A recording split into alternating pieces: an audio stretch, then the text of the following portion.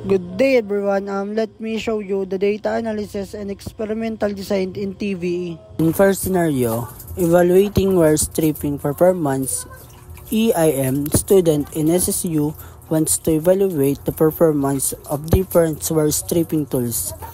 We want to see how they affect the quality of the stripware.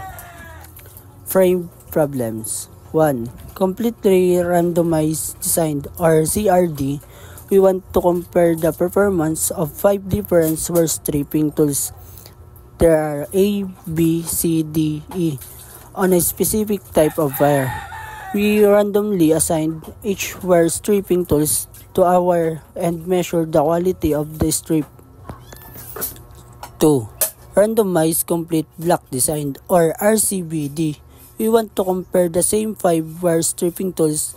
There are A, B, C, D, E, but we suspect the experience level of the technician using the tools might affect the stripping quality. We'll use technician experience level, beginner, intermediate, tsaka expert as our blocking factor. Each technician use all the tools and the other is randomized for each technician. 3. Factorial design.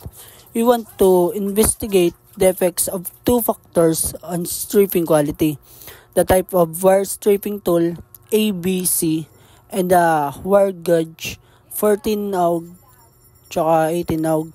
This will allow us the see of the best tools depends on the wire gauge, or if wire gauge affects the stripping quality regardless of the tools used. So let's proceed session 2. The hypothesis development. Hypothesis table designed is CRDH. The comparison hypothesis ANOVA type.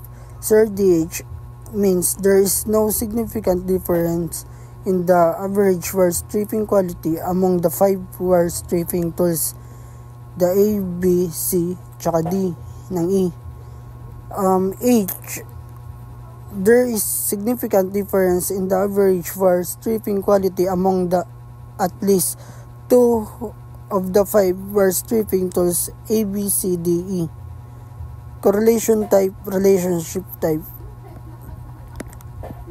H, there is no significant correlation between the cost of the wire stripping tools and the average stripping quality.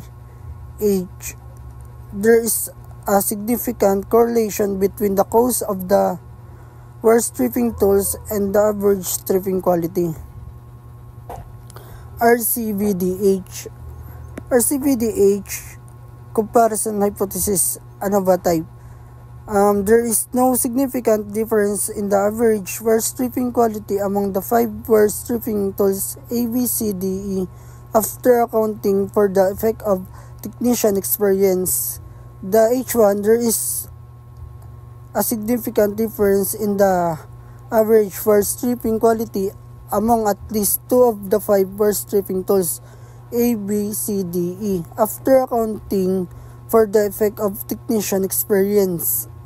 Correlation type tsaka relationship type in the RCBDH. H0, there is no significant correlation between the cost of the wire stripping tools and the average stripping quality accounting for technician experience. H1, there is a significant correlation between the cost of the wire stripping tools and the average stripping quality accounting for technician experience. Factorial designed comparison hypothesis tsaka ANOVA type. Factorial H, there is no significant main effect of our stripping tools type on the average wire stripping quality. The H1 in ANOVA type, there is a significant main effect of wire stripping tools type on the average wire stripping quality. Proceed tayo sa correlation type tsaka relationship type. The correlation type is the correlation between the cost of the worst stripping tools and the average stripping quality is the same for both wire gauge. The 14 AUG and the 18 AUG relationship type. The correlation between the cost of the worst stripping tools and the average stripping quality is the different for the two wire gauge, the 14 AUG and the 18 AUG. Proceed tayo sa session 3. Session 3 is the data preparation. A is a CRD data, observation tools, stripping quality, tsaka total cost. Ang bali may example tayo dito is the 1, tsaka A. Bali ang stripping quality niya is 7, total cost niya is 15. Bali ganyan po yung ang example niya. So ito nga po pala yung process kung paano siya nakuha.